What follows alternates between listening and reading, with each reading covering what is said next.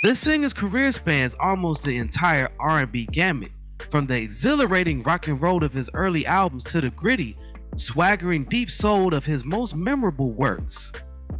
The breadth and diversity of his repertoire undoubtedly contributed to his lack of persistent commercial success, and the general public is likely more familiar with his songs than with his own performances of them. The centerpiece of today's video is all about Don Covay. Before we start, let's be sure to leave a like on the video, subscribe to the channel, and push the notification bell to be sure you won't miss on any more uploads. Now without further ado, let's cue that intro.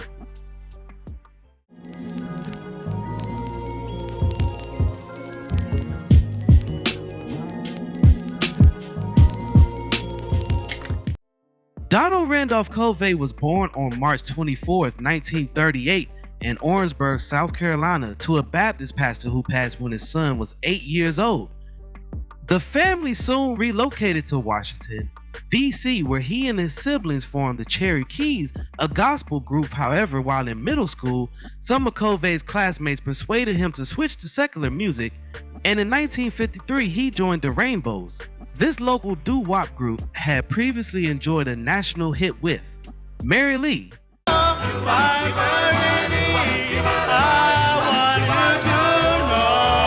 Covay joined the Rainbows after the original lineup had disintegrated in his recorded debut with the group 1956's Shirley was not a hit.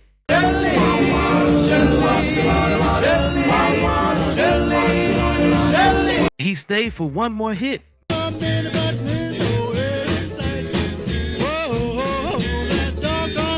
Before departing, contrary to popular belief, this incarnation of the Rainbows did not contain a teenage Marvin Gaye or Billy Stewart, but both budding singers would occasionally fill in for absent members during live performances. Meanwhile, Covay got a job chauffeuring his idol Little Richard and also served as the hitmaker's opening act. Richard soon produced Covay's 1957 solo debut. If I'm rock, come on baby, let's watch that clock, oh yeah. Yeah, yeah, oh yeah. The record, released on Atlantic, went nothing and he eventually arrived at Sue. During the remaining years of the decade, Covay released 4 more singles for as many labels, switching in the kitchen. Well, oh well, we're gonna have some fun tonight. Standing in the doorway.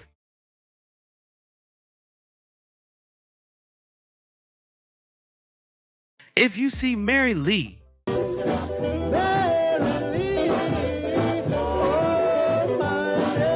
and 'Cause I Love You,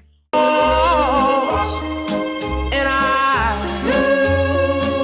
close. he then signed to major label Columbia, issuing 3 1961 singles, Shake With the Snake, Come on, let's shake, let's shake. Woo, yeah, baby. the Benny King Sound Alike, See About Me, Do baby, come see about me. and Now That I Need You, that showcased the vast eclecticism of his approach. I could die. From retro doo-wop to uptown soul to smoldering R&B, as his recording career stalled, Covay shifted his focus to songwriting, collaborating with fellow Rainbows alum John Barry to write a dance song called Pony Time. Right when I say hallelujah, yeah, baby, I'm hard. Recorded by Covay for the Arnold label with backing band The Goodtimers.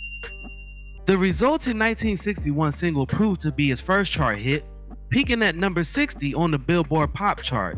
Equally noteworthy, Chubby Checker quickly recorded his own version, which topped the pop and R&B charts in early 1962. Covay resumed his solo career with 1962's I'm Your Soldier Boy.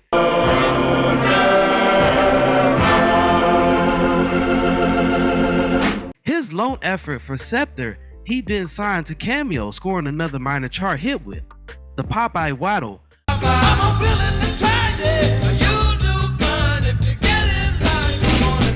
His 1963 follow-up, Wiggle Wobble, went nowhere.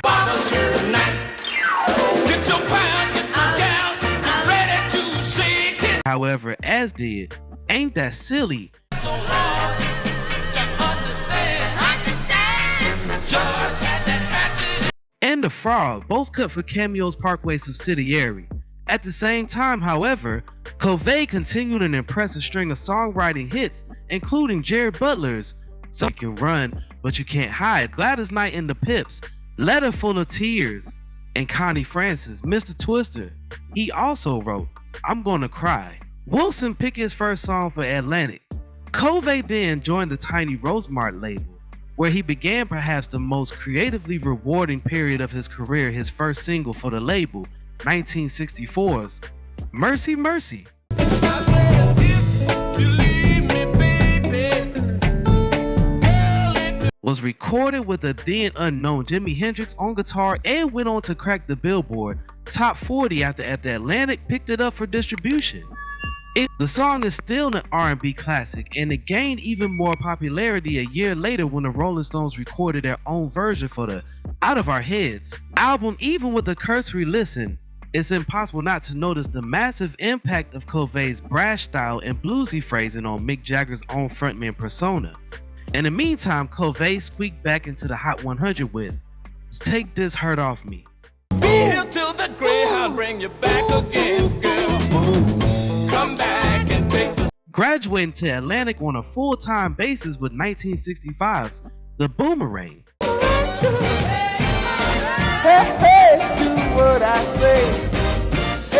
The latter didn't chart at all, but the move to Atlantic gave him access to collaborators including Memphis legends like keyboardist Booker T. Jones and guitarist Steve Cropper, and his music achieved an even more powerfully soulful edge.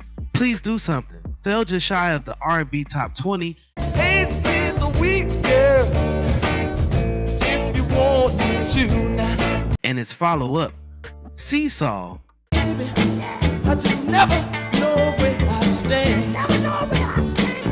You proved Covay's biggest hit to date, reaching the R&B top 5 and coming in at number 44 on the pop charts. By now, the likes of Etta James Watchdog and I'm Gonna Take What He's Got, and Otis Redding Think About It in demonstration were recording his material, but he could never quite maintain the same momentum as a performer. In 1966, releasing 3 brilliant Atlantic singles, Sookie Sookie, suck it, suck it, suck it, suck it, suck it, suck it, suck it, You Put Something On Me, say goodbye. You put something on me. and Somebody's Got to Love You, that all failed to chart. Be there to put on the fire when it's cold outside. The relatively minor Shingle in 67 at least made it as far as the R&B top 50, So rude. Let your whole body so but both 40 Days, 40 Nights shake it, mama.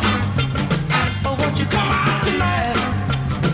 and You've Got Me on Your critical list sank without a trace. Oh, I got to love it more. I'm down with the sweet. And even though Aretha Franklin scored one of her biggest and most enduring hits in 1968 with Chain of Fools, written by Covay some 15 years earlier, his own recording that same year went nowhere. Covay sought to revitalize his dwindling career by forming the Soul Clan, a murderous row of R&B legends that featured Solomon Burke, Joe Tex, Benny King, and Arthur Conley. The supergroup's lone Atlantic release, Soul Meeting, was a small pop hit that made an R&B top 40 in late 1968. Hey man, Joe packing up his bags, man. Where you going, Joe? I'm going back to Baton Rouge. After 2 more failed solo singles, I Stole Some Love, And when you're stealing love, oh hot time. Just and Sweet Pea. never show up. Sweet pea, you better stop pushing your luck. Sweet Covay formed the Jefferson Lemon Blues Band with former Shirelles guitarist Joe Richardson and folky John Hammett, an odd stab at underground blues rock that yielded a 1969 LP, The House of Blue Lights, and a number 43 R&B chart single, Black Woman. life's you.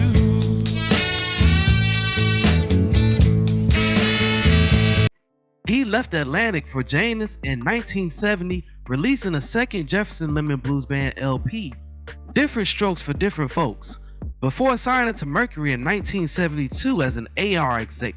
There he also began work on Superdude, the blistering 1973 album that many groove heads regard as his masterpiece. The album yielded a pair of hits, the pop smash I Was Checking Out While She Was Checking In the car while he went in and Somebody's Been Enjoying My Home. my room. I know the smell of a man's cologne. In 1974, Covay's gospel influenced non-LP single It's Better to Have You know, separated. restored him to the charts, followed a year later by Rumble in the Jungle, Into the road. a novelty attempt inspired by the now legendary heavyweight duel between Muhammad Ali and George Foreman. He then moved to Philadelphia International, collaborating with renowned producers Kenny Gamble and Leon Huff on 1976's Traveling in Heavy Traffic, Neither Right Time for Love, The nighttime, girl is the right. nor the title track charted, and apart from two indie records, 1977's Yvonne effort, Back to the Roots,